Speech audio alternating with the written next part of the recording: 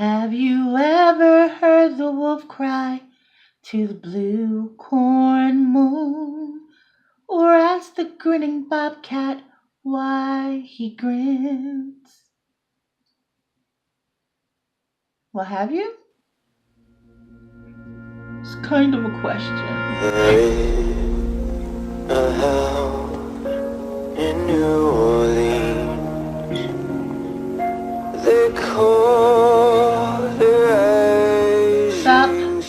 I have an original tag for you created by my girl Amelia, and it's all about Imbolc, baby. So let's go. Imbolc marks the beginning of the lambing season, and it signals the start of spring. It is the promise of the renewal being honored as we welcome the growth of the returning light and witness its rebirth. This is the time that we declutter, cleanse, get rid of anything from the past so that we can prepare and be ready for new beginnings. It's also a good time for making wishes and making dedications. For more information about Imbolc, check out the link I put below. You know, I hook y'all up. Y'all know how I do. As always, the rules are pretty straightforward. Number 1, give the title of your work in progress with a brief description. Number 2, try not to use the same characters, twice. If you can help it, it is what it is, right? And 3, share it on the social media platform of your choice. Obviously, I'm choosing YouTube, but you can do it anywhere. Just tag me so I know that you did it so I can check it out. Okay?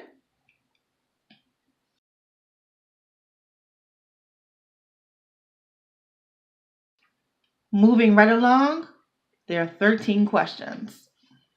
Number 1, fertility. What kind of parent would your MC be, or what kind of parent are they? My MC is a Leah, and I'm going to take liberties on answering these questions because the actual answer may be a little too spoilery. So I'm going to go with, in normal circumstances, what kind of parent she would be. Aaliyah would be a very doting parent, maybe a bit too overprotective, but not overbearing the way her mother is. She would definitely get it, though. She would be like, oh, I see why my mom was the way she is kind of mom. And a little of that would be like she would do it, but she would respect her child's passions because she didn't get that. And she wouldn't want to put her child through the same thing that she went through. So on one side, she'd be like her mom where she would be protective, but she would be the complete opposite when it came down to listening and letting the child actually have a voice. Aaliyah as a mom would be like having your big sister raise you. So she would be cool, but she would still be tough. If things were normal. Number 2, sunrise. Who is an early riser? That'd be Chase Sophos. Let's just say he needs as many hours as he could possibly find to get into the amount of bullshit that he causes. Leave it at that. I think I've been pretty clear on other videos how I feel about Chase. No amount of therapy. Number 3, Lamb. Which character remembers their childhood and what do they remember? That honor would go to Lisa, sadly. She has vivid memories of her childhood and having to watch her brother basically be tortured, go through medical procedures that were meant to save him, but just made him worse. And then having to endure when they turned to her like she was spare parts in order to try to save him. She just took it all without tears. She didn't want to show her brother any more pain. Like he was already going through enough and she didn't want to add to it. So it was pretty harsh for her, for them. But she remembers it differently than he does. Beyond the medical cruelties, they still had a miserable childhood. They weren't treated well. It wasn't until they both went away to school that they found some joy. Number 4, femininity. Who has a relationship with femininity and what kind of relationship is it? I'm never really sure how to answer these questions. They all have a relationship with femininity. So everybody does have, so I'm never sure where to go with that. But my take would be Pui. Pui is a freaking goddess. It may not come out that way at first glance, as you're getting to know Pui, but Pui really has her head on her shoulders. She is beautiful and tough like an Amazon. Her views may lean a little more towards the self-centered side, but what goddess doesn't think of themselves first? I mean, come on. Number 5, growth. How have you, the author, changed since you started writing your work in progress? Ooh, doggy. I think it's safe to say that I've changed considerably, considering I started writing this story when I was about the age of the kids in the story. So, we're talking the better part of half a century here, okay? Writing Shattered for me initially had been a way for me to cope with some real life stuff that happened to me. And even though I always dreamed of it becoming a real live book someday, I grew up in a time when, in order for that to happen for you, you had to be chosen, by the big guys. Some publishing house had to say, yeah, we pick you. Like Pikachu. And on that note, I think because of that, even to this day, you still get a little snippy, snide remarks from people who are traditionally published against people who are independently published. And I'm not saying it's everybody, don't come for me. But I have noticed in the past 2 years of me being sincere about writing and not dreaming about it anymore, that the people on the traditional side of the road still give a few snubs here and there. Don't act like y'all don't do it, because y'all do. I ain't make it up. But anyway, thankfully I lived long enough to be in the era of choice. So I would say my main amount of growth as far as my writing goes is knowing that I now don't have to dream about it, that it can and will be a reality. That feels really good. Because I was always confident in me, but the world, not so much. Number 6, groundhogs. What marks the coming of spring in your setting? School life in general, especially pertaining to the seniors, because they're the ones getting prepared to go out into the world, either to further their education or to go into the workforce or whatever they have plans for, transitioning from being a kid in school to being an adult in whatever is next.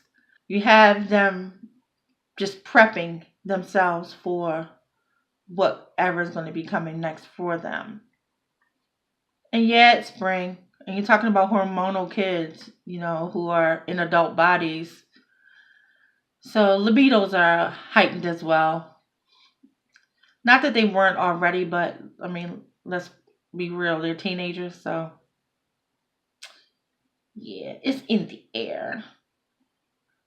Number 7, flame. Which character is a creator? Well, that's probably the easiest question of all, because all of them are creators. It's the School of the Arts. You can't even get into this school unless you are ridiculously talented. So Yeah, all of them. Number 8, initiation. What kind of guilds exist in your setting? Yeah. That will be a two-parter, actually. Legitimately, you would have the 6 majors: dance, writing, drama, art, music, and tech. Each student must major in one of those and minor in another. Now, of course, you're going to have students who will excel in all of them, like Marquise, Orchid, and Pierce, but you have to be great in 2 of them to even attend the school. But you also have the crew, the clique, and the cronies, which technically aren't a legit guild per se, but they are certainly established and a real part of the school life. Number 9, cleanse. Who is the first to start and finish their spring cleaning? Orchid. So I have to say on that is Orchid. Number 10, reunion. Who would like to meet someone from their past? That would be Spencer. Spencer has these shadow memories of being comforted as a child. He used to think that they were just dreams, but as he got older, he would get more flashes of different situations. And even though he doesn't have a face to put to them, he knows that they exist. And then one day they didn't, like they were gone abruptly. So if he could go back, he would want to find that person. Little does he know, he's already met them.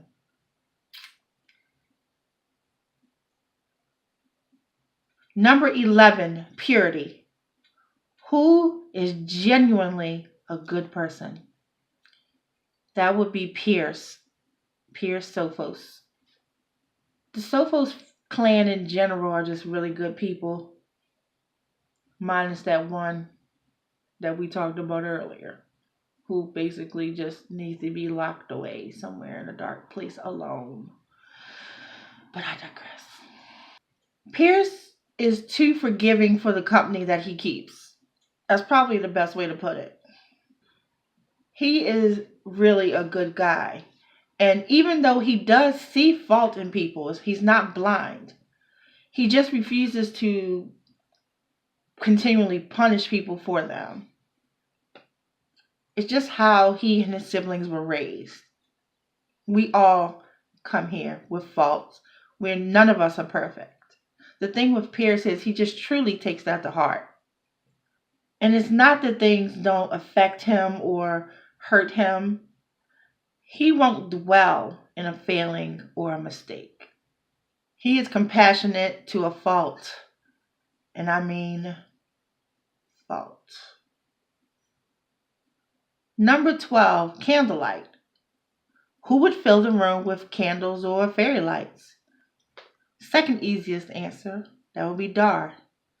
Not only would she do it, but she did do it. She and Aaliyah share a cell together, and she hooked it up. Man. Number 13, witchery. Given the power to create life, which of your characters would end up with this power, and how would they wield it? None of them. Not one. They're all just teens, and none of them want to magically or in any other way create life. Even though a couple of them do. So that's the tag. As always, I want to tag the world. Everybody in Authortube, if you wrote a book, do this tag.